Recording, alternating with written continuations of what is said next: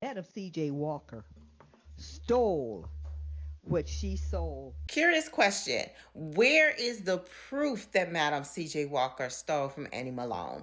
This is the third time I've heard this. The first two times the women were like, didn't you see the movie? And I'm like, yeah, but didn't you read the book? Because the movie was very entertaining, but the book was highly educational. In the book, On Her Own Ground, we do learn that Madam C.J. Walker did work for Annie Turnbull Malone. Madam C.J. Walker moved to Colorado, worked for a pharmacist, enhanced the formula, offered a posh experience for her clientele. Let's put this into perspective.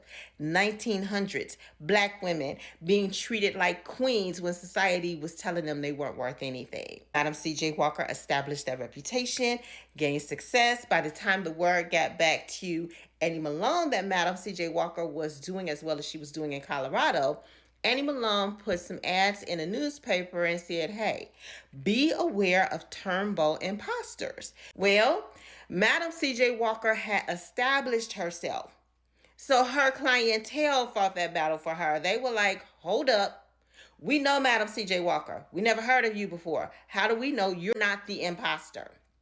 Now, that is proof. There was some contention there. There was some beef. But I want to know where's the evidence, the indisputable evidence that Madam C.J. Walker stole from Annie Malone. I really appreciate the version of the story that shows us how both women played an important part in helping to advance black culture rather than the she stole, rather than the beef. That's just me though, the hopeless optimistic.